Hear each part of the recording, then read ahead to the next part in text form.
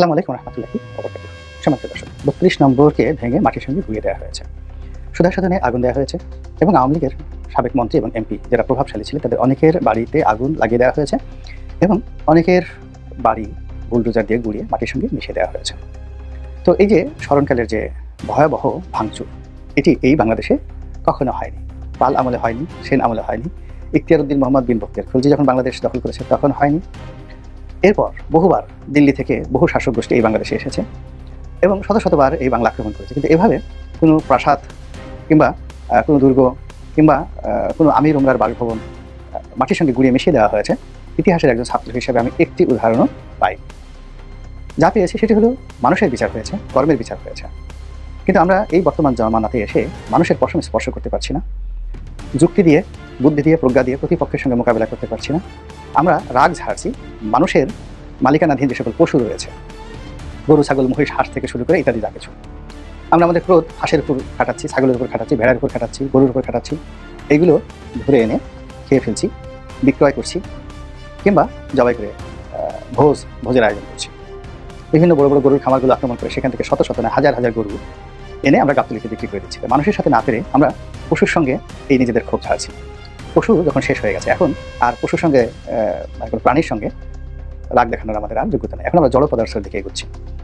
ইট, বালু, cement, rod, এগুলো একটা বাড়ি বলতে কি? একটা বাড়ি বলতে তো ইট, বালু, সিমেন্ট। ৩২ নম্বরে যে বাড়িটি, ইট, বালু, সিমেন্ট ছাড়া আর কি, আর কিছু না।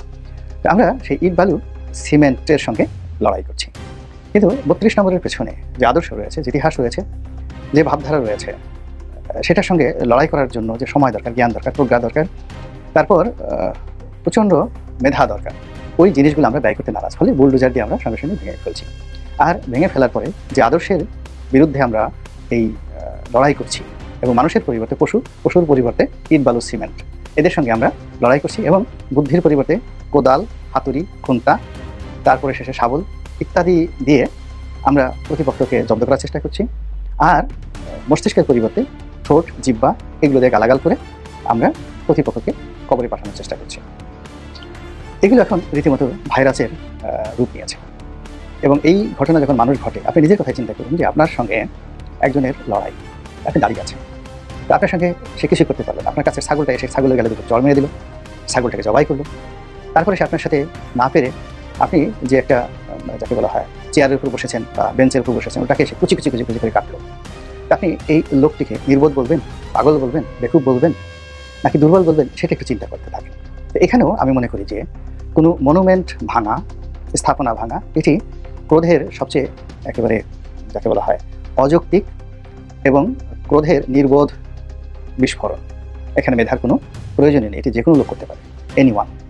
তো সেই কাজটি এখন হচ্ছে বাংলাদেশে সিন্ডিকেট করে, দল বেঁধে, এবং এই কাজ করে কেউ বলছে ঈদের আনন্দ, কেউ বলছে মুক্তির আনন্দ, কেউ বলছে স্বাধীনতার আনন্দ।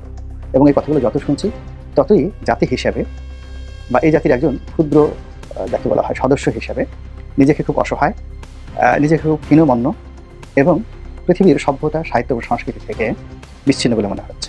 চিন্তা করুন মিশরের পিরামিড। তো মিশরের পিরামিডটা ফেরাউনরা তৈরি করেছেন। তো যে ফেরাউনের উপরে এত রাগ, যখন হযরত আমর ইবনুল আস মিশর দখল করলেন, তিনি সেই পিরামিডকে কেন মাটির সঙ্গে মিশিয়ে দিলেন না? একবার কি চিন্তা করেন তো, কেন মিশিয়ে দিলেন? কিংবা ৩,০০০ বছর ধরে বা ৩,০০০ বছর ধরে কন্টিনিউয়াসলি এই চীনা সম্রাটরা গ্রেট ওয়াল তৈরি করেছেন, গ্রেট ওয়াল। তারপরে চীনের একটা প্রাসাদ আছে ফরবিডেন সিটি, অসাধারণ বিল্ডিংয়ে ফরবিডেন সিটি, নিষিদ্ধ নগর। পৃথিবীতে যে কটি মাস্টারপিস রয়েছে, যেমন লালকেল্লার মতো, আগ্রা দুর্গের মতো, এরকম একটা one of the greatest masterpiece টাপকাপের প্রাসাদের মতো এরকম।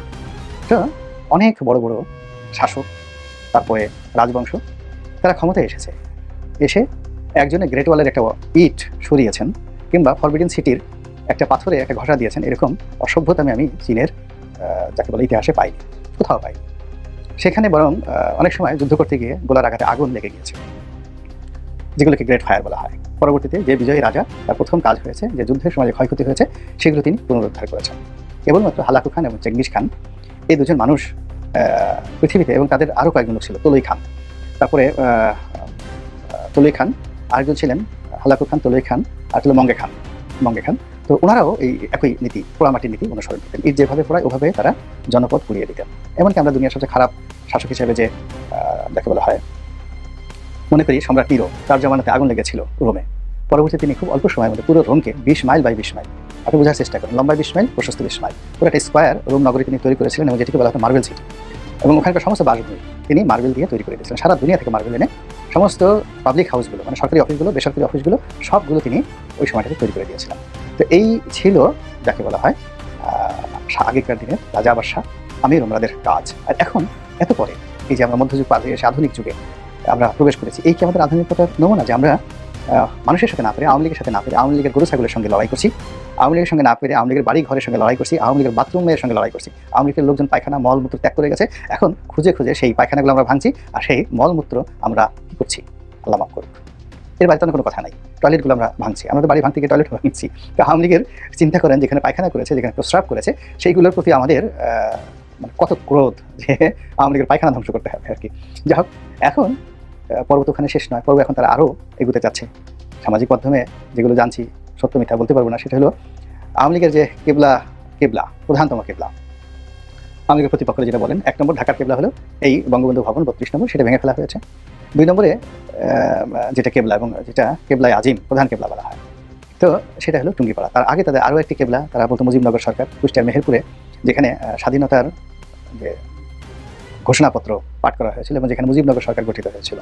ওটা আমাদের মহান মুক্তিযুদ্ধের ইতিহাস, আওয়ামী লীগের গর্ব, পুরো জাতির গর্ব, এবং ওটা নিয়ে আওয়ামী লীগ বেশি রং ঢং দেখায়, ওটাকে শেষ করে দেওয়া হয়েছে। মুজিবনগরে গিয়ে ভাঙচুর করে ওটাকে যে শালা, এটা বেশি বেশি মুক্তিযুদ্ধ করো, আর বেশি বেশি মুজিব করো, একেবারে কি বলে আমাদের ফরিদপুরের ভাষায় বলা হয়, একেবারে গোয়ালাল করে দেবো, এরকম একটা অবস্থা আর কি মেহেরপুরে করে দেওয়া হয়েছে, গোয়ালাল করে দেওয়া হয়েছে।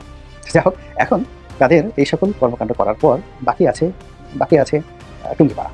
তো টুঙ্গিপাড়া কি হবে না হবে, এখন অনেকে ফেসবুকে বলার চেষ্টা করছে যে যখন এই যে মেহেরপুরে কাজ করা হয়েছে, 32 নম্বর করা হয়েছে, এবং এগুলোর সাথে আওয়ামী লীগের যতটা সংযোগ আছে, বেশি সংযোগ মুক্তিযুদ্ধের, বেশি সংযোগ স্বাধীনতার ইতিহাস, তো সেই ইতিহাসের সঙ্গে তো বাংলা একাডেমি জড়িত, সেই ইতিহাসের সঙ্গে বইমেলা জড়িত, সেই ইতিহাসের সঙ্গে শহীদ মিনার জড়িত, সেই ইতিহাসের সঙ্গে সাভার যে জাতীয় স্মৃতিসৌধ জড়িত রয়েছে, সেই জাতীয় স্মৃতিসৌধের কী হবে? আল্লাহ মাফ করুক, তওবা আস্তাগফিরুল্লাহ। আমার জীবনের প্রথম ভাষণ আমি যখন জাতীয় সংসদে দিয়েছিলাম, ঠিক ওই সময়টাতে আমি একটা আশঙ্কা ব্যক্ত করেছিলাম যে একটা বিশেষ শ্রেণী, দল, ধর্মান্ধ গোষ্ঠী যদি রাষ্ট্র ক্ষমতায় আসে তাহলে কী হতে পারে বাংলাদেশে। এখন ওই যে বক্তব্যটি 2009 সনে দিয়েছিলাম, এটি এখন বাংলাদেশে মশহুর হয়ে গেছে। যাই হোক, জীবিত আছি, দেখতে হবে, সহ্য করতে হবে, ভোগ করতে হবে, এটা কোনো বিকল্প নাই। এখন বাস্তবতা হলো টুঙ্গিপাড়া যাও, টুঙ্গিপাড়া যাও, চলো টুঙ্গিপাড়া চলো। সেখানে গিয়ে কী করবে? বঙ্গবন্ধুর মাজার ভাঙতে পারবে, তারপরে তার বাড়ি ভাঙতে পারবে, শেখ হাসিনার বাড়ি ভাঙতে পারবে, ওখানে আওয়ামী লীগের আরও বড় বড় যে সকল নেতা রয়েছে তাদের বাড়ি ভাঙতে পারবে, তারপর শেখ সেলিমের বাড়ি ভাঙতে পারবে, ওখান থেকে আরও একটু এগিয়ে আরও অনেক কিছু করা যেতে পারে, আরও অনেক কিছু করা করবে। তো এই কাজগুলো তারা করবে কি করবে না, পারবে কি পারবে না, এটি বড় বিষয় নয়। বড় বিষয়টা হলো এই সকল বিষয় নিয়ে আমরা কথা বলছি, আমরা উত্তেজিত হচ্ছি, রাগ দেখাচ্ছি, গোসা দেখাচ্ছি, এটাই আখেরে আমাদের জন্য করুণ পরিণতি বয়ে নিয়ে আসবে। মহান আল্লাহ রাব্বুল আলামিন আমাদের সবাইকে হেদায়েত দান করুন এবং হেফাজত করুন। আসসালামু আলাইকুম ওয়া রাহমাতুল্লাহি ওয়া বারাকাতুহু।